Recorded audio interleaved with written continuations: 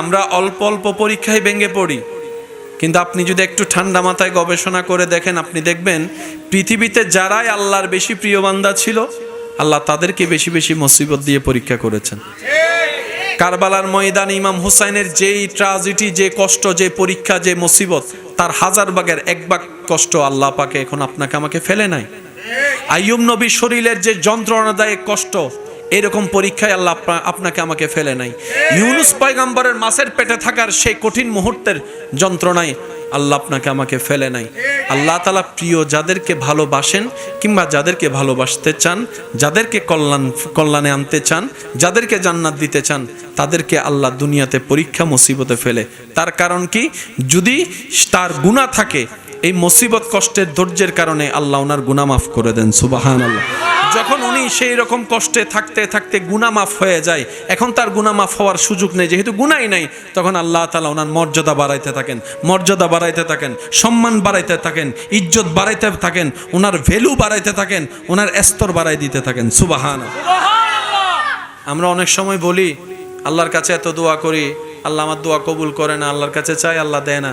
মনে রাখবেন, মুসলমানদের দোয়া কখনো বিফলে যায় না। আপনি কোন একটা দোয়া করেছেন কার কাছে? আপনি আমি তো ভবিষ্যৎ জানি, তিনি তো সব। তখন আপনার আমার দোয়া চাইলে উনি দেয় না। ছোট বাচ্চা যদি আইফোন খুঁজে আপনি দিবেন? সামর্থ্য থাকলেও তো আপনি দিবেন না, কারণ সে এখন আইফোনের যোগ্য হয়। বাচ্চার যদি খুব ঠান্ডা লাগে, আপনার সন্তান, আপনার কলিজার টুকরা যদি আপনাকে কান্না করে করে যদি পা ধরেও বলে, বাবা আমাকে একটা আইসক্রিম খাওয়াও, আইসক্রিম দাও, আপনার পকেটে সামর্থ্য থাকার পরও আপনি কি বাবা হিসেবে, মা হিসেবে, অভিভাবক হিসেবে আপনি কি আইসক্রিম দিবেন? তো অনেক সময় না দেওয়াটা কল্যাণের হয়। আমাদের কোনো চাওয়া যদি কবুল না হয়, বুঝবেন এখানে আমাদের জন্য কল্যাণ আর কল্যাণ আছে। সেজন্য আল্লাহ তাআলা আমাদেরকে দিচ্ছেন। হয়তো এখন কল্যাণ নয় তাই দিচ্ছে না, পরে দিবেন।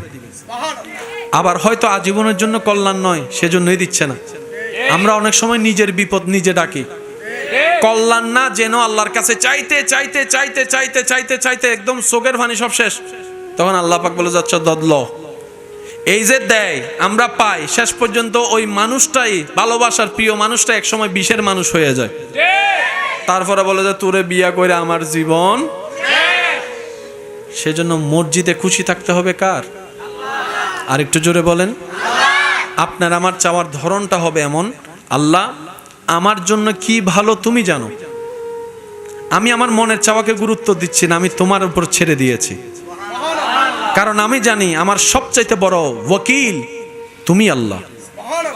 আমার সব চাওয়া পাওয়া, স্বপ্ন, সবকিছু আমি তোমার মর্জির উপর ছেড়ে দিয়েছি। আল্লাহ তুমি আমাকে দান করিও, সেই দানটা আসা পর্যন্ত আমাকে একটু সবর করার মতো ধৈর্য ধারণ করার তৌফিক দিও।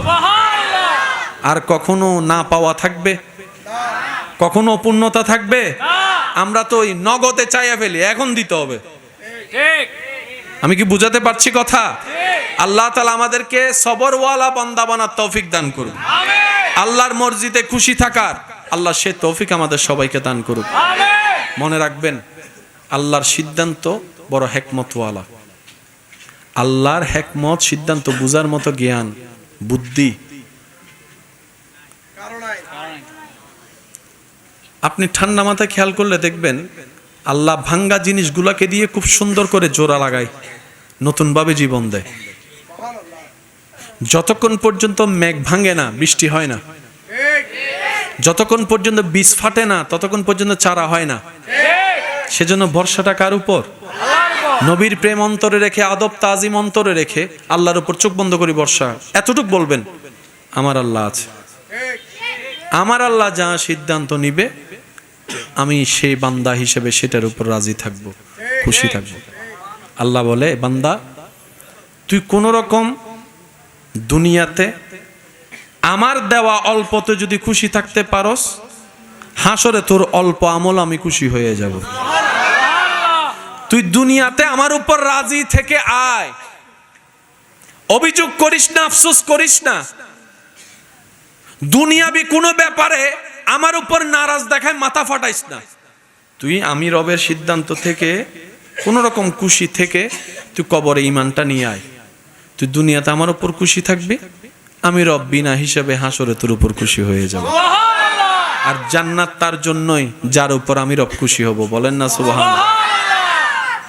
হাদিসের মধ্যে এসেছে অনেক দোয়া কবুল না হওয়ার কারণে যারা ধৈর্য ধারণ করেছে, রবের হিকমত বুঝার চেষ্টা করেছে, অপেক্ষা করেছে, তাদেরকে হাসরে নিয়ে যাওয়ার পরে আল্লাহ তাআলা ওই দোয়া কবুল না হওয়ার কারণে, ধৈর্য ধরার কারণে এমন পুরস্কার দিবেন, ওই ব্যক্তি পুরস্কার পেয়ে শুধু আফসোস করবে, ইস দুনিয়াতে আমার একটা দোয়া কবুল না হতো, দুনিয়াতে যদি আমার একটা দোয়া কবুল না হতো, আজকে তো আমার নিয়ামত আরো বেশি হতো। সেজন্য মুমিন বান্দা কখনো লসে থাকে না, মুমিন বান্দা কখনো লসে থাকে না। মুমিন বান্দা এমন লাভবান, হাঁটলো সওয়াব, বসলো সওয়াব, ব্যবসা করলো সওয়াব, কাজ করলো সওয়াব, এমনকি অজু করে ঘুমাইলো সওয়াব। লস বলতে কোনো শব্দ বলে না, লস বলতে কোনো শব্দ। রাস্তায় যাওয়ার পথে কারোর সাথে দেখা হলো, শুধু আপনি এতটুকু করলেন, হাসিটা মুখে রাখলেন, একটা সালাম দিলেন, আসসালামু আলাইকুম, উনি হাসি দিয়ে উত্তর দিলেন ওয়ালাইকুম আসসালাম, জাস্ট আপনারা একটু স্বাভাবিক সাক্ষাৎ করেছেন, এদিকে গুনাহ মাফ হয়ে গেছে। এবার মুসাফাটা করলেন মুসাফার নিয়মে, দুইজনের হাত ছোটার আগেই গুনাহ মাফ। এত সুযোগ আল্লাহর কাউকে দেয় নাই, শুধু একমাত্র নবী রাহমাতুল লিল আলামিনের উম্মত হওয়ার তরে কুনতুম খায়রা উম্মত, আল্লাহ তাআলা আমাদেরকে সে শান, মান, ইজ্জত, মর্যাদা দান করেছেন। এবার আমাদের পালা সে ইজ্জত, সম্মান, মান, মর্যাদা ধরে রেখে দুনিয়াতে এবং আখেরাতে ইজ্জত অর্জন করা। বাংলাদেশে এখন ভূমিকম্পের মাত্রা বেড়ে যাচ্ছে, সেজন্য বারবার শোনা হচ্ছে রাজধানী ঢাকার মধ্যে বেশিরভাগ ঘর এখন রিস্কের মধ্যে পড়ে আছে। বানানোর সময় বানায় ফেলেছে, এই ভূমিকম্পর কথা চিন্তা করে নাই। আগে ভূমিকম্প হতো 3 মাত্রা 4 মাত্রা, এখন হয় 5, 6, 7 মাত্রা, 8 মাত্রা। দিন দিন রিস্ক বেড়ে যাচ্ছে। এই পৃথিবীর বুকে কত হাজার ভূমিকম্প হয়েছে, কত কিছুর পরিবর্তন হয়েছে, হাজার হাজার বছর চলে গিয়েছে, কাবা এখনো আপন জায়গায় সসম্মানে দাঁড়িয়ে আছে। আরেকটু জোরে, নিচে কোনো ফাউন্ডেশন নাই, কাবার মধ্যে কোনো রড, আরেকটু জোরে। ইব্রাহিম নবী আল্লাহর হুকুমে কাজ শুরু করলেন, সব দিয়েছেন কে? আল্লাহ দিয়েছেন। এবার আপনারা একটু সিদ্ধান্ত নিয়ে বলেন, বানানো আগে নাকি ডিজাইন আগে? মিস্ত্রিকে আগে কি দেন? জোরে বলেন, মিস্ত্রিকে কি দেন? ডিজাইন দেওয়ার পরেই তো বানানো। না হলে এদিকে জানালা হলো কেন, এদিকে বাইরে হইলে কেন, এটা ডিজাইন অনুযায়ী হয়েছে। তো মিস্ত্রি যেহেতু ইব্রাহিম নবী কাজ করতেছেন, ডিজাইন লাগবে না? এমনি তো বানালে হবে না। ইব্রাহিম নবী বললেন, আল্লাহ মিস্ত্রিও প্রস্তুত, জিনিসও প্রস্তুত, একটা ডিজাইন তো লাগবে। আল্লাহ ডিজাইন, রব্বুল আলামিন বলে, ওই যে দেখেছো তুমি সপ্তম আসমানে বাইতুল মামুর, পৃথিবীর মধ্যবিন্দু বলা হয় কাবাকে। আমার যুবক ভাইরা একটু মনে রাখবেন, এসব পৃথিবীকে যদি ম্যাপ করা হয় চতুর্দিকে ঠিক নাবি কাবা, ঠিক কাবা বরাবর উপরে হচ্ছে বাইতুল মামুর। কাবা হচ্ছে মানুষের তাওয়াফের জায়গা, বাইতুল মামুর হচ্ছে ফেরেশতাদের তাওয়াফের জায়গা। সুবহানাল্লাহ। কথাগুলো যদি একটু বন্ধ করা যায়। কাবা ইব্রাহিম নবী আল্লাহর দেওয়া সিস্টেমে বানানো শুরু করলেন। এবার হাত যতটুক যায় ততটুকু কেন তুলবে, এর উপরে যদি তুলতে হয় লাগবে কি সিঁড়ি, না হয় কেরাং, যা যা লাগে আর কি। ওখানে সিঁড়ি, ওখানে সিঁড়ি, গাড়ি, কেরাং, লিফট। এবার ইব্রাহিম নবী বলে, আল্লাহ আমি এখন কি করব? রব বলে যে টেনশনের দরকার নাই, আমি আল্লাহ তোমার জন্য জান্নাতি একটা লিফট পাঠাই দিচ্ছি। পৃথিবীর সর্বপ্রথম লিফট, পৃথিবীর সর্বপ্রথম লিফট আল্লাহ তাআলা বললেন পাঠাই দিলাম তোমার জন্য এমন একটা লিফট, শুধু সেখানে দাঁড়িয়ে মুখে আওয়াজ করার দরকার নাই, মনে মনে নিয়ত করবা, ডানে যাবা না, বামে যাবা না, উপরে যাবা না, নিচে যাবা, তুমি শুধু নিয়ত করবা বাকি কাজ সে করে ফেলবে। আল্লাহু আকবার। বানানো শেষ, বাকি যা আছে। ইব্রাহিম নবী বললেন, আল্লাহ এগুলো আমি এখন কি করব? রব্বুল আলামিন বললেন, বন্ধু ইব্রাহিম, যা আছে সব আকাশের দিকে ছুটে মারো। আর একটু জোরে, সব আকাশের দিকে মারো। আল্লাহর হুকুমে কাবা শরীফের অবশিষ্ট যা কিছু ছিল সবকিছু উপরের দিকে তুলে মারলেন। আল্লাহর হুকুমে ওই কণা কণা কাবার সম্পৃক্ত যা আল্লাহ পৃথিবীর আনাচে কানাচে ছড়াই দিয়েছেন। ওই কাবা নির্মাণের ছোট্ট অংশ পৃথিবীর যেই জায়গায় গিয়ে পড়েছে, কিয়ামতের একদিন আগে হলো সে জায়গায় একটা মসজিদ তৈরি হবে। এবার বুঝছেন পুকুরের পাশে কেন মসজিদ? মানুষ ঘর বানার আগে জায়গা কিনতে হয়, জায়গা কিনে নাম রেজিস্ট্রি করতে হয়, নাম রেজিস্ট্রি করে আবার নাম জারি করতে হয়, না হয় ঘর বানলে সমস্যা হবে। কিন্তু মসজিদ যেখানে হবে দেখবেন আগে বলে যে ওয়াকফ কর, জাগার যার নামে ওয়াকফ কর। ওয়াকফ মানে বাংলা হতায় দুর্বুজন, আর মালিকানা আজিয়তুন আর বংশধরের মালিকানা দাবি সাওয়া। ওয়াকফ মানে আল্লাহ আরে দিয়ে আয় আল্লাহর নামে দিফে আলাই। প্রত্যেকটা ঘরের সামনে বেল আছে না নাই? মসজিদের সামনে দরজা আছে কিন্তু বেল নাই। আরো জোরে, আরো জোরে। আল্লাহ আমাদেরকে বুঝার তৌফিক দান করুন। ওই কণা যেখানে পড়েছে আল্লাহর ঘর। এবার আল্লাহ ইব্রাহিম নবীকে দুনিয়াতে পাঠালেন কি ঘর বানানোর জন্য নাকি ইসলাম প্রচারের জন্য? তাহলে ওনার ডিউটি হচ্ছে যে ইসলাম প্রচার করা, কিন্তু আল্লাহ পাক দিয়েছেন এমন একটা কাজ যেটা ওনার নবুয়তের কাজের মধ্যে পড়ে। এবার ইব্রাহিম নবী বললেন, আল্লাহ ওভার টাইম যেহেতু করছি বেতন দাও। এগুলো প্রেমের ভাষা, প্রেমের ভাষা।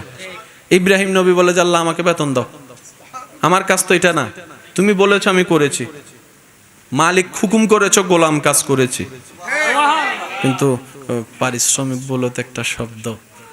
আচ্ছা পারিশ্রমিক দাও। একটু মনোযোগ, কি সৌভাগ্য আমাদের, একটু পরে বুঝতে পারবেন।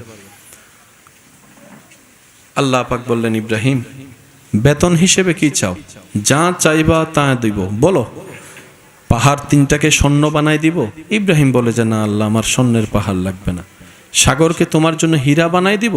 আল্লাহ পাক যখন বললেন, ইব্রাহিম বলে যে না আল্লাহ, আমার হীরার সাগর লাগবে না। সন্তানকে আরো বাড়িয়ে দিব? ইব্রাহিম নবী বললেন, আল্লাহ আমার সন্তান আর লাগবে না। আল্লাহ পাক বললেন, তোমার সুস্থতা হায়াত বাড়িয়ে দিব? ইব্রাহিম নবী বলে যে আল্লাহ আমার সেটাও লাগবে না। আল্লাহ পাক বলেন, জান্নাতে তোমার জন্য ঘর আরো 3টা বরাদ্দ করে দিব? ইব্রাহিম নবী বলে যে আল্লাহ আমার সেটা লাগবে না। তা আল্লাহ পাক বলে, ইব্রাহিম চাও কি বন্ধু আমার, বলো তুমি কি চাও? এই যে পরিশ্রম করলা বেতন হিসেবে কি চাও? তোমার কি লাগবে বলো আমাকে, তোমার কি লাগবে বলো। আমি সেই দিনের সেই চিত্রটা কোরআনুল কারীমে এইভাবে উঠে এসেছে। ইব্রাহিম নবী আল্লাহকে বলে, আল্লাহ রব্বানা ওয়াবআস ফিহিম রাসূলাম, সুবহানাল্লাহ বলতে থাকি। ইব্রাহিম নবী দোয়ার মধ্যে বলছেন, রব্বানা ওয়াবআস ফিহিম রাসূলাম, আল্লাহ গো তোমার ভান্ডারে জমানো দুনিয়ার জন্য আসা ওই রকম রসুলদের ভিতরে দামি রসুলটা কাউকে দিও না, আমি ইব্রাহিমকে দাও, আমি ইব্রাহিমকে দাও, আমি ইব্রাহিমকে দাও। আল্লাহ তাআলা বলে, ইব্রাহিম গো লিস্টির মধ্যে রসুলের ভিতরে মূসার মতো রসুলও আছে যিনি কালিমুল্লাহ, ঈসার মতো রসুলও আছে যিনি রূহুল্লাহ, দাউদের মতো রসুলও আছে যিনি খলিফাতুল্লাহ। ও ইব্রাহিম তোমার কোনটা লাগবে? ইব্রাহিম নবী বলে, আল্লাহ সব রসুলের সম্মানিত, কিন্তু আমি ওগুলাকে চাই না। যিনি নবীদের নবী হবে, রসুলের রসুল হবে, ইমামুল আম্বিয়া হবে, তোমার বন্ধু হবে, তোমার মাহবুব হবে, তোমার হাবিবুল্লাহ হবে। রাসূলাম আত-তানবীর লিত-তাযীম, রাসূল জগতে সবচাইতে দামি রাসূল কার কাউকে দিতে পারবে না, আল্লাহ আমার বংশে দিতে হবে। সুবহানাল্লাহ। ওই দিন ওই দোয়া আল্লাহ কবুল করে আমাদের নবীকে ইব্রাহিম নবীর বংশে আসার জন্য আল্লাহ তাআলা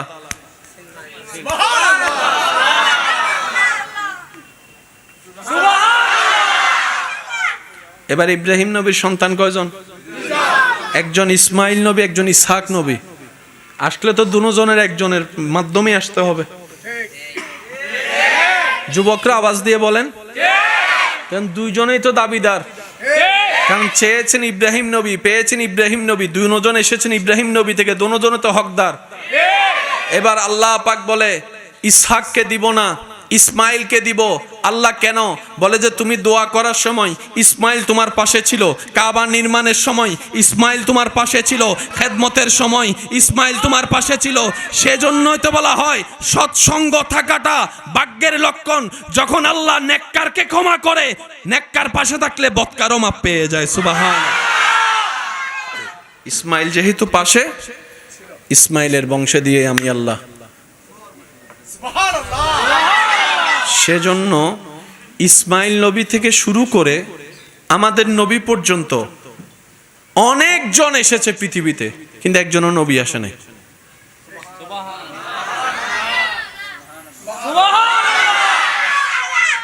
অঙ্ক একখানা জটিল লাগে, কিন্তু একখানা বুঝিলে সহজ।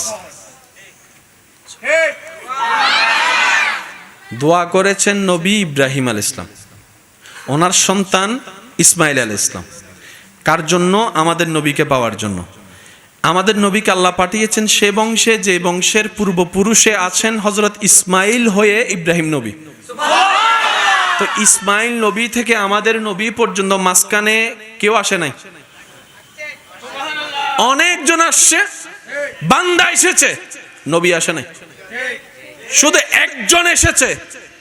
হায় হায় হায়, সুবহানাল্লাহ। ইসমাইল নবীর বংশে একটা মাত্র নবী এসেছে, এই একজনেই সবার উপর বাড়ি। ঈসা নবী এসেছেন ইসহাক নবীর বংশে। মুসা নবী এসেছেন ইসহাক নবীর বংশে। আরো ইসহাক নবী থেকে শুরু করে, ঈসা নবী থেকে শুরু করে ইসহাক নবী পর্যন্ত অনেক নবী, অনেকজন এসেছেন, অনেকজন এসেছেন। অনেক সময় একই সময় দুইজনও এসেছেন, দুইজনও ছিলেন। কিন্তু ইসমাইল নবী থেকে আমাদের নবী পর্যন্ত কোনো নবী রসুলকে আল্লাহ পাঠায় নাই। ওই ভাইয়ের বংশে পাঠাচ্ছে। ইসমাইল নবী বলে আল্লাহ আমার বংশ দিয়ে কাউকে পাঠাবো না, আমার ভাইয়ের বংশ থেকে সব, এদিকে নবী ওদিকে নবী, এদিকে রসুল ওদিকে নবী, এদিকে কিতাবওয়ালা ওদিকে সহিফাওয়ালা, ওদিকে মোজাজাওয়ালা। আল্লাহ আমার বংশ তো আন্ধার হয়ে যাচ্ছে, আমার বংশ আন্ধার হয়ে যাচ্ছে। আল্লাহ পাক বলে ইসমাইল সবর করো, এমন একজনকে পাঠাবো।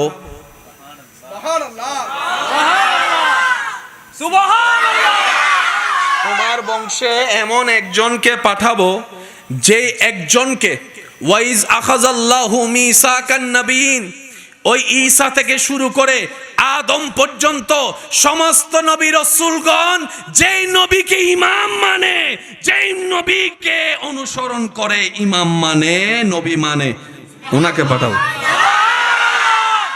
ভাগ্য গুণে সেই নবীর উম্মতের খাতায় আপনার আর আমার মতো গুনাহগারের নাম লেখা।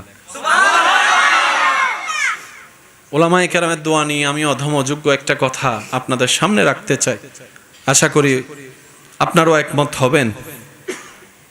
জান্নাত সবারই চাওয়া, কিন্তু পাওয়ার ক্ষেত্রে যদি অগ্রাধিকার এবং সবচাইতে সহজ সুযোগ আপনি তালাশ করেন, আপনি দেখবেন আল্লাহ তাআলা জান্নাত পাওয়ার ক্ষেত্রে সবচাইতে ইজি এবং সহজ করে দিয়েছেন নবী রাহমাতুল লিল আলামিনের উম্মতকে। আপনার আমার জন্য জান্নাত পাওয়া সবচাইতে ইজি করে দিয়েছেন আল্লাহ দয়া করে। কিন্তু আমরা বোকা, আমরা এমন অবহেলা করি যে ওই ফ্রি জিনিসের আসলে দাম থাকে না। আবার একই যখন আপনি বড় একটা রেস্টুরেন্টে দিয়ে যাবেন, আপনি ১,৫০০ টাকা দিয়ে কিনে খাবেন, ও যে টেস্টি জিনিস কিন্তু একই। আমি কি বুঝাতে পারছি কথা? আমি অনুরোধ করব আপনার ছেলে মেয়েকে, আপনি যা বানানোর বানান, যা শিখানোর শিখান, আল্লাহ আপনার স্বপ্ন পূরণ করুক, আমরাও দোয়া করি। তবে একটা কাজ সাথে রাখবেন, সন্তানের অন্তরে আপনার নবীর প্রতি আদব এবং মহাব্বত প্রবেশ করাই দিন, আপনার রবের প্রতি ভয় প্রবেশ করাই দিন। সে সন্তানকে কিছু কোরআনের আয়াত সূরা শিখাই দিবেন, দোয়া শিখাই দিবেন, যেন আপনার সন্তান আপনার কবরের পাশে দাঁড়াতে না পারলেও দূর পথ থেকেও যেন রবের দরবারে দুইটা ভিক্ষার হাত তুলে এতটুক বলে, রব্বির হামহুমা কামা রব্বায়ানিস সাগীরা, রব্বির হামহুমা কামা রব্বায়ানিস সাগীরা। মওলা গো, আমার মা অনেক কষ্ট করে আমাকে পেটে ধারণ করেছিল।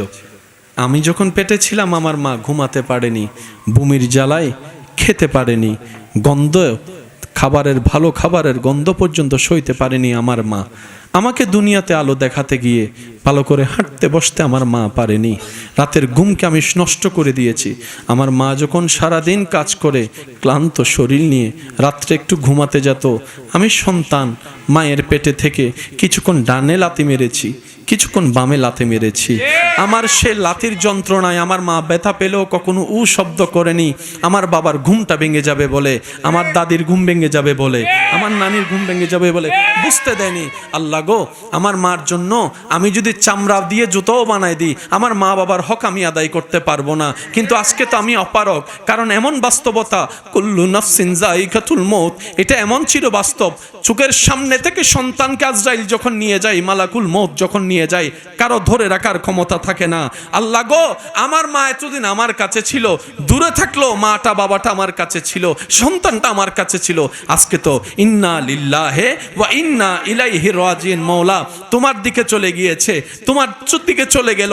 আল্লাহ, আমার মার জন্য আমি কিচ্ছু করতে পারি নাই, বাবার জন্য কোনো অবদান রাখতে পারি নাই, সেবা করতে পারি নাই। আল্লাহ, আমি দোয়া করছি সন্তান হয়ে, আল্লাহ আমার মা আমার বাবাকে তুমি ভালো রাখিও, শান্তিতে রাখিও, দয়া করিও সেরকম যেভাবে আমার উপর দয়া করেছিল, মায়া করেছিল ছোট্ট অবস্থায়।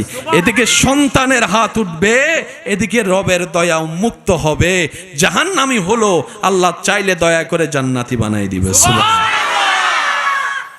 সুযোগ আছে, কিন্তু আমরা গাদারা সুযোগ নিতে জানি না। আমরা মুসলমান, আমাদের হাঁটার একটা ইজ্জত আছে, আমাদের বসার একটা ইজ্জত আছে, আমাদের যাওয়ার একটা ইজ্জত আছে। মুসলমান হচ্ছে সত্যিকার মুসলমান, আমাদের মতো মুসলমানের কথা বলছি না, সত্যিকার আল্লাহ এবং রসুলের প্রিয় মুসলমান হচ্ছে পৃথিবীর সবচাইতে স্ট্যান্ডার্ড। ওনাদের স্ট্যান্ডার্ড লেভেল ভিআইপি কেও হার মানায়। হযরত নিজামউদ্দিন মেহবুব ইলাহির ঢাকা পাঠালো তৎকালীন বাদশাহ নিজামউদ্দিন, আল্লাহর ওলি, উত্তর দিচ্ছেন দুনিয়ার মানুষ তো রাজা বাদশার সাথে, প্রধানমন্ত্রীর সাথে, রাষ্ট্রপ্রধানের সাথে একটু দেখা করার জন্য, একটু সেলফির জন্য পাগল হয়ে যায়, কিন্তু যারা আল্লাহর প্রিয় বান্দা, সুবহানাল্লাহ, ওনাদের সাথে দেখা করতে চাচ্ছে দুনিয়ার রাজা। উনি উত্তর দিলেন, হাই হাই হাই, আমার কোনো প্রয়োজন নাই, আমি যাব কেন? প্রয়োজন যার সে আসবে। আমি গরিব হতে পারি, আমি দুনিয়ার চোখে অর্থের ভিখারি হতে পারি, আমার কাছে সসম্পদ হয়তো রাজার মতো নাই, কিন্তু আমার সেই লেনদেন তো রাজা বাদশার সাথে নয়, আমার মওলার সাথে, আমার মালিকের সাথে, আমার রবের সাথে। আমার যা দরকার রবের কাছে চাই, আমাকে যা দেয় আমার রবে দেয়। দুনিয়াওয়ালার সাথে আমার লেনদেনের কোনো দরকার। মনে রাখবেন, যার ইয়াকিন, যার তাওয়াক্কুল যেমন, তার উপহার পুরস্কারও তেমন। আমরা পাই না কেন? আমাদের রবের তো সব আছে, দোষটা হচ্ছে নিজের আমাদের। সেটা কি? আমাদের ইয়াকিনে দুর্বলতা আছে, আমাদের বর্ষার উপর দুর্বলতা আছে, আমাদের ধৈর্যের মধ্যে দুর্বলতা আছে, আমাদের সহ্য করার মধ্যে দুর্বলতা আছে। আমরা অপেক্ষা করতে রাজি না, আমরা অপেক্ষা করতে রাজি না, আমরা অস্থির হতে রাজি, আমরা গালাগালি করতে রাজি, বকা করতে রাজি, ঝগড়া করতে রাজি, মারামারি করতে রাজি, আমরা শান্তি প্রতিষ্ঠাতে কেউ রাজি নাই। কথা বলেন ঠিক কিনা? আওয়াজ দিয়ে বলেন, দোষ কাদের? আর একটু জোরে বলেন, দোষ কাদের? সামান্য একটা কথাই বলে যে আঞ্চলিক ভাষায়, পান থেকে চুন খসলেই মুখে কি হতা আত্মাইতে ল, পিছনে আরেকজন আইয়ারে তোলা মারে, আতে কির হতা মামলা তিন নন দেছো না। আজীব ব্যাপার, আজীব ব্যাপার। আল্লাহ পাক আমাদেরকে একটু মানুষ বানার তৌফিক দান করুন। আমার ইমানদার ভাইয়েরা, মনের কান দিয়ে কথাটা শুনে হৃদয়ে লালন ধারণ করার আমরা যেন চেষ্টা করি। ইন্নাল্লাহা ইউহিব্বুল মুহসিনিন। সবাই রবকে ভালোবাসতে চায়। সে রব বলছেন, আমি ভালোবাসি তাদেরকে যারা মুহসিন বান্দা। যারা সততার সাথে থাকার চেষ্টা করে, যারা নরম, ভদ্র, নম্রতাকে পছন্দ করে, যাদের জবানকে অন্যায় কাজে, অশ্লীলতায় ব্যবহার করে না, যাদের চোখ হেফাজতে রাখার চেষ্টা করে, হাতকে হেফাজতে রাখার চেষ্টা করে, মান সালিমাল মুসলিমুনা মিন লিসানিহি ওয়া ইয়াদিহি, আমল করার চেষ্টা করে, যাদের অন্তরের বিশালতা সাগরের বিশালতাকে হার মানায়। আর একটু জোরে বলেন, যাদের মনের বিশালতা সাগরের বিশালতাকে এমনভাবে হার মানায়, সাগর যেরকম পৃথিবীর সমস্ত ময়লা আবর্জনাকে নিজের কাছে নিয়ে পৃথিবীকে পরিষ্কার রাখে, আমার সেই মুহসিন বান্দারা সবার কষ্ট নিজের ভিতরে লালন করে হলেও মানুষের মুখে হাসি ফুটানোর চেষ্টা করে। সুবহান। তাদের অন্তর, তাদের চিন্তা আকাশের বিশালতাকে হার মানায়। কি রকম? এই আকাশ যেরকম সারা পৃথিবীকে একটা ছায়া ধরে ছাদের মতো হয়ে আছে, আমার সেই বান্দারা মানুষের বিপদে আপদে কষ্টে সেভাবে পাশে থাকার চেষ্টা করে, তার সামর্থ্য অনুযায়ী, তার তৌফিক অনুযায়ী। মুহসিন বান্দা তারা যারা মানুষের পথ চলার রাস্তা সহজ করে দেয়। মুহসিন বান্দা তারা অভাবের পাশে দাঁড়িয়ে অভাব দূর করার চেষ্টা করে। সুবহানাল্লাহ। আমার মুহসিন বান্দা তারা যারা প্রতিশোধ নেওয়ার ক্ষমতা থাকার পরেও আমি রবকে খুশি করার জন্য হাসি মুখে ক্ষমা করে দেয়, মাফ করে দেয়, কোনো দাবি রাখে না। মুহসিন বান্দা তারা যারা নিজের পাশে আত্মীয় স্বজনের খবর রাখে। মুহসিন বান্দা তারা যারা আমি রবের খুশিতে সর্বদা নিজেকে খুশি রাখে। সুবহান। আমি আল্লাহ সেই ধৈর্যশীল, সহনশীল মুহসিন বান্দাদেরকে আমি আল্লাহ নিজে ভালোবাসি। এবার কেউ যদি আপনাকে প্রশ্ন করে, মার তো দুইটা দেওয়ার ক্ষমতা তোর আছে, ছেড়ে দিলি কেন? আপনি উত্তর দিবেন, আমার রবকে খুশি করার জন্য, রবের ভালোবাসার পাত্র হওয়ার জন্য আমি ক্ষমা করে দিয়েছি। সুবহান। আর একটু জোরে বলেন সুবহানাল্লাহ। ক্ষমা করলে কি ইজ্জত কমে না বাড়ে? বলেন বলেন, ক্ষমা করলে ইজ্জত কমে না বাড়ে? বাড়িয়ে দেন কে? বাড়িয়ে দেন কে? ওই দিন আমি একটা বিষয় পড়ে বড় অবাক হয়েছে। একটা সাইকোলজিক্যাল ডাক্তার ওনার গবেষণা করে উনি একটা স্টেটমেন্ট দিলেন, এই পৃথিবীতে তুলনামূলক সে মানুষগুলো খুব ভালো থাকে যারা মানুষকে ক্ষমা করে। এটা ওনার গবেষণা। উনি বলছেন ওনার গবেষণায় যে সমস্ত মানুষ অন্যকে ক্ষমা করে, কারো প্রতি হিংসা রাখে না, কারো প্রতি রাগ রাখে না, অভিমান রাখে না, তুলনামূলকভাবে অন্য মানুষের তুলনায় তাদের শরীর, তাদের ব্রেন, তাদের মেন্টালিটি, তাদের শক্তি অনেকটাই ভালো থাকে। উনি গবেষণা করে পরামর্শ দিলেন, ক্ষমা করে দাও যদি সুস্থ থাকতে চাও। হিংসা করিও না, হিংসা রাখিও না কারো প্রতি অন্তরে। ক্ষমা করে দাও, ছেড়ে দাও, লোভ ছেড়ে দাও, অহংকার ছেড়ে দাও, আমিত্ব ছেড়ে দাও যদি ভালো থাকতে চাও। একই পরামর্শ 1450 বছর আগে নবী রহমতুল্লিল আলামিন আমাদেরকে দিয়েছেন। সুবহান। ইসলাম মানে শুধু পরকালীন শান্তি নয়। আমার ভাইরা সর্বদা মাথায় রাখবেন, এই দুনিয়াতে সবাই জিততে চায়, কেউ হাঁটতে চায় না। আমরা জিতে মনে করি গোল্ডেন এ প্লাস পাইছি, জিতে গেছি। আচ্ছা, আপনি এসএসসিতে গোল্ডেন এ প্লাস পেলেন, ইন্টারে গিয়ে আপনি এমএনএস পাইলেন, এবার কি জিতা আছে নাকি হারা? আপনি সব সেক্টরে গোল্ডেন এ প্লাস পাইছেন, কিন্তু চাকরি হওয়ার আগের দিন আপনি পাগল হয়ে গেছেন। মাথায় রাখবেন, আমাদেরকে কেমন যেন একটা প্রতিযোগিতায় নেমে দেওয়া হয়েছে। ছোট্ট ছোট্ট বাচ্চারা নার্সারিতে যাওয়ার সময় দেখবেন ব্যাগের ভারে, বইয়ের ওজনে হাঁটতেই পারে না। ওই ব্যাগটা মা বাবাকে, অভিভাবককে নিতে হয়। এই ছোট্ট ছোট্ট বাচ্চারা এখন থেকে যদি এত প্রেসার নেয়, আগে তো খেলার একটা টাইম ছিল, ব্রেন ফ্রেশ হওয়ার একটা সময় ছিল, এখন তো এমনভাবে খেলার মাঠ বন্ধ হচ্ছে যে খেলারও কোনো সুযোগ। এই বাচ্চাগুলো কি করবে? ওদের স্মৃতি কি থাকবে ছোট্টবেলার? আল্লাহর ওয়াস্তে প্রতিযোগিতা হওয়ার দরকার নাই, পাশ করার দরকার নাই, জ্ঞান অর্জন করা হচ্ছে মূল বিষয়। তলাবুল ইলমে ফরিদাতুন আলা কুল্লি মুসলিমিন ওয়া মুসলিমাতিন। এইরকম পৃথিবীতে অনেক বড় ব্যবসায়ী আছেন যারা পড়ালেখায় তেমন ভালো ছিল না, কিন্তু ওনাদেরকে এমন আল্লাহ পাক দান করেছেন, ওনাদের ফ্যাক্টরিতে চাকরি নেওয়ার জন্য এখন গোল্ডেন এ প্লাস ওয়ালারা লাইন ধরে দাঁড়ায় আছে, কিন্তু উনি পরীক্ষার মধ্যে পাইছিলেন A-। তো সফলতাকে আপনি এটা চিন্তা করবেন না দুনিয়া যেভাবে দেখায়। মুসলমানদের আসল সফলতা কি? কাদ আফলাহা মান যাক্কাহা। আল্লাহ তাআলা বলে যে ভিতর বাহিরকে পবিত্র করে ফেললো সেই সফল হয়ে গেল, সেই সফল হয়ে গেল। যার চিন্তা পরিষ্কার, যার নজর পরিষ্কার, যার জবান পরিষ্কার, যার হাত পরিষ্কার, যা পা পরিষ্কার, যার মন পরিষ্কার, তার ছোট্ট ছোট্ট নেক আমল ও হাসরের ময়দানে বিশাল আকারের সওয়াবের পাহাড় হয়ে যাবে। সুবহানাল্লাহ। জীবন চলার পথে পরীক্ষা আছে না নাই? আসবে কি আসবে না? আমরা অল্প অল্প পরীক্ষায় ভেঙে পড়ি, কিন্তু আপনি যদি একটু ঠান্ডা মাথায় গবেষণা করে দেখেন, আপনি দেখবেন পৃথিবীতে যারাই আল্লাহর বেশি প্রিয় বান্দা ছিল, আল্লাহ তাদেরকে বেশি বেশি মুসিবত দিয়ে পরীক্ষা করেছেন।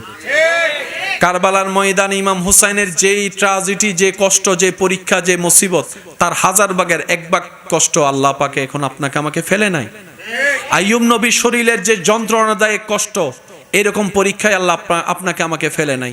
ইউনুস পয়গম্বরের মাছের পেটে থাকার সেই কঠিন মুহূর্তের যন্ত্রণায় আল্লাহ আপনাকে আমাকে ফেলে নাই। আল্লাহ তাআলা প্রিয় যাদেরকে ভালোবাসেন কিংবা যাদেরকে ভালোবাসতে চান, যাদেরকে কল্যাণে আনতে চান, যাদেরকে জান্নাত দিতে চান, তাদেরকে আল্লাহ দুনিয়াতে পরীক্ষা মুসিবতে ফেলে। তার কারণ কি? যদি তার গুনাহ থাকে, এই মুসিবত কষ্টের ধৈর্যের কারণে আল্লাহ ওনার গুনাহ মাফ করে দেন। সুবহানাল্লাহ। যখন উনি সেই রকম কষ্টে থাকতে থাকতে গুনাহ মাফ হয়ে যায়, এখন তার গুনাহ মাফ হওয়ার সুযোগ নেই, যেহেতু গুনাহই নাই, তখন আল্লাহ তাআলা ওনার মর্যাদা বাড়াইতে থাকেন, মর্যাদা বাড়াইতে থাকেন, সম্মান বাড়াইতে থাকেন, ইজ্জত বাড়াইতে থাকেন, ওনার ভ্যালু বাড়াইতে থাকেন, ওনার স্তর বাড়াই দিতে থাকেন। সুবহানাল্লাহ। আমরা অনেক সময় বলি আল্লাহর কাছে এত দোয়া করি, আল্লাহ আমার দোয়া কবুল করে না, আল্লাহর কাছে চাই আল্লাহ দেয় না। মনে রাখবেন, মুসলমানদের দোয়া কখনো বিফলে যায় না। আপনি কোন একটা দোয়া করেছেন কার কাছে? আপনি আমি তো ভবিষ্যৎ জানি, তিনি তো সব জানেন। তখন আপনার আমার দোয়া চাইলে উনি দেয় না। ছোট বাচ্চা যদি আইফোন খুঁজে, আপনি দিবেন? সামর্থ্য থাকলেও তো আপনি দিবেন না, কারণ সে এখন আইফোনের যোগ্য হয় না। বাচ্চার যদি খুব ঠান্ডা লাগে, আপনার সন্তান, আপনার কলিজার টুকরা যদি আপনাকে কান্না করে করে যদি পা ধরেও বলে বাবা আমাকে একটা আইসক্রিম খাওয়াও, আইসক্রিম দাও, আপনার পকেটে সামর্থ্য থাকার পরও আপনি কি বাবা হিসেবে, মা হিসেবে, অভিভাবক হিসেবে আপনি কি আইসক্রিম দিবেন? তো অনেক সময় না দেওয়াটা কল্যাণের হয়। আমাদের কোনো চাওয়া যদি কবুল না হয়, বুঝবেন এখানে আমাদের জন্য কল্যাণ আর কল্যাণ আছে। সেজন্য আল্লাহ তাআলা আমাদেরকে দিচ্ছেন। হয়তো এখন কল্যাণ নয় তাই দিচ্ছে না, পরে দিবেন। আবার হয়তো আজীবনের জন্য কল্যাণ নয়, সেজন্যই দিচ্ছে না। আমরা অনেক সময় নিজের বিপদ নিজে ডাকি, কল্যাণ না যেন আল্লাহর কাছে চাইতে চাইতে চাইতে চাইতে চাইতে চাইতে একদম চোখের পানি সব শেষ, তখন আল্লাহ পাক বলে যাচ্ছে দদল। এই যে দেয় আমরা পাই, শেষ পর্যন্ত ওই মানুষটাই, ভালোবাসার প্রিয় মানুষটা একসময় বিষের মানুষ হয়ে যায়। তারপরে বলে যে তোরে বিয়া করে আমার জীবন। সেজন্য মসজিদে খুশি থাকতে হবে কার? আর একটু জোরে বলেন। আপনার আমার চাওয়ার ধরনটা হবে এমন, আল্লাহ আমার জন্য কি ভালো তুমি জানো, আমি আমার মনের চাওয়াকে গুরুত্ব দিচ্ছি না, আমি তোমার উপর ছেড়ে দিয়েছি। কারণ আমি জানি আমার সবচাইতে বড় ওয়াকিল তুমি আল্লাহ। আমার সব চাওয়া পাওয়া, স্বপ্ন, সবকিছু আমি তোমার মর্জির উপর ছেড়ে দিয়েছি। আল্লাহ তুমি আমাকে দান করিও, সেই দানটা আসা পর্যন্ত আমাকে একটু সবর করার মতো ধৈর্য ধারণ করার তৌফিক দিও। আর কখনো না পাওয়া থাকবে, কখনো অপূর্ণতা থাকবে। আমরা তো ওই নগদে চাইয়া ফেলি, এখন দিতে হবে। আমি কি বুঝাতে পারছি কথা? আল্লাহ তাআলা আমাদেরকে সবরওয়ালা বান্দা বানার তৌফিক দান করুন। আল্লাহর মর্জিতে খুশি থাকার আল্লাহ সে তৌফিক আমাদের সবাইকে দান করুন। মনে রাখবেন, আল্লাহর সিদ্ধান্ত বড় হেকমতওয়ালা। আল্লাহর হেকমত, সিদ্ধান্ত বুঝার মতো জ্ঞান, বুদ্ধি আপনি ঠান্ডা মাথায় খেয়াল করলে দেখবেন, আল্লাহ ভাঙ্গা জিনিসগুলোকে দিয়ে খুব সুন্দর করে জোড়া লাগায়, নতুনভাবে জীবন দেয়। যতক্ষণ পর্যন্ত মেঘ ভাঙে না, বৃষ্টি হয় না। যতক্ষণ পর্যন্ত বীজ ফাটে না, ততক্ষণ পর্যন্ত চারা হয় না। সেজন্য ভরসাটা কার উপর? নবীর প্রেম অন্তরে রেখে, আদব তাজিম অন্তরে রেখে আল্লাহর উপর চোখ বন্ধ করে ভরসা। এতটুক বলবেন, আমার আল্লাহ আছে, আমার আল্লাহ যা সিদ্ধান্ত নিবে আমি সেই বান্দা হিসেবে সেটার উপর রাজি থাকব, খুশি থাকব। আল্লাহ বলে, বান্দা তুই কোন রকম দুনিয়াতে আমার দেওয়া অল্পতে যদি খুশি থাকতে পারস, হাসরে তোর অল্প আমল আমি খুশি হয়ে যাব। তুই দুনিয়াতে আমার উপর রাজি থেকে আয়, অভিযোগ করিস না, আফসোস করিস না। দুনিয়াবি কোনো ব্যাপারে আমার উপর নারাজ দেখায় মাথা ফাটাইস না। তুই আমি রবের সিদ্ধান্ত থেকে কোন রকম খুশি থেকে তুই কবরে ঈমানটা নিয়ে আয়। তুই দুনিয়াতে আমার উপর খুশি থাকবি, আমি রব বিনা হিসাবে হাসরে তোর উপর খুশি হয়ে যাব। আর জান্নাত তার জন্যই যার উপর আমি রব খুশি হব। বলেন না সুবহানাল্লাহ। হাদিসের মধ্যে এসেছে অনেক দোয়া কবুল না হওয়ার কারণে যারা ধৈর্য ধারণ করেছে, রবের হিকমত বুঝার চেষ্টা করেছে, অপেক্ষা করেছে, তাদেরকে হাসরে নিয়ে যাওয়ার পরে আল্লাহ তাআলা ওই দোয়া কবুল না হওয়ার কারণে, ধৈর্য ধরার কারণে এমন পুরস্কার দিবেন, ওই ব্যক্তি পুরস্কার পেয়ে শুধু আফসোস করবে, ইস দুনিয়াতে আমার একটা দোয়া কবুল না হতো, দুনিয়াতে যদি আমার একটা দোয়া কবুল না হতো, আজকে তো আমার নিয়ামত আরো বেশি হতো। সেজন্য মুমিন বান্দা কখনো লসে থাকে না, মুমিন বান্দা কখনো লসে থাকে না। মুমিন বান্দা এমন লাভবান, হাঁটলো সওয়াব, বসলো সওয়াব, ব্যবসা করলো সওয়াব, কাজ করলো সওয়াব, এমনকি অজু করে ঘুমাইলো সওয়াব। লস বলতে কোনো শব্দ বলে না, লস বলতে কোনো শব্দ। রাস্তায় যাওয়ার পথে কারোর সাথে দেখা হলো, শুধু আপনি এতটুকু করলেন, হাসিটা মুখে রাখলেন, একটা সালাম দিলেন, আসসালামু আলাইকুম, উনি হাসি দিয়ে উত্তর দিলেন ওয়ালাইকুম আসসালাম। জাস্ট আপনারা একটু স্বাভাবিক সাক্ষাৎ করেছেন, এদিকে গুনাহ মাফ হয়ে গেছে। এবার মুসাফাটা করলেন মুসাফার নিয়মে, দুইজনের হাত ছোটার আগেই গুনাহ মাফ। এত সুযোগ আল্লাহর কাউকে দেয় নাই, শুধু একমাত্র নবী রাহমাতুল লিল আলামিনের উম্মত হওয়ার তরে কুনতুম খায়রা উম্মত, আল্লাহ তাআলা আমাদেরকে সে শান, মান, ইজ্জত, মর্যাদা দান করেছেন। এবার আমাদের পালা সে ইজ্জত, সম্মান, মান, মর্যাদা ধরে রেখে দুনিয়াতে এবং আখিরাতে ইজ্জত অর্জন করা। আল্লাহ তাআলা আমাদের সবাইকে তৌফিক দান করুন। পাঁচ ওয়াক্ত নামাজের সাথে বন্ধুত্ব রাখার তৌফিক দান করুন। যে যা পায় আপনার কাছে পাওনা থাকলে দিয়ে দিবেন, ধরে রাখার দরকার, বলেন না ধরে রাখার দরকার। জায়গায় পাইলে জায়গা দিয়ে দিতে হবে, টাকা পাইলে টাকা, সামর্থ্য না থাকলে একটু দেখা করে ক্ষমা চেয়ে নেন। কারণ দুনিয়াতে ক্ষমা পাওয়া অনেক সহজ, হাসরে এটা সুযোগই নেই। আমি কি বুঝতে পারছি কথা? আপনি যদি কাউরে বলেন তুই আর গলার উদ্দি চুরি চলাই রাটিয়া দিতে তো নবাই চলাইব না চুরি হনদিন, বুঝছেন আমার কথা? দুনিয়াতে মাপটা একটু নিয়ে নেন। হ্যাঁ, শয়তান আপনাকে মাপ চাইতে দিবে না, শয়তান বলবে তুই মাপ চাইলে তো তুই ছোট হয়ে যাবে, তোর মান মর্যাদা কমে যাবে।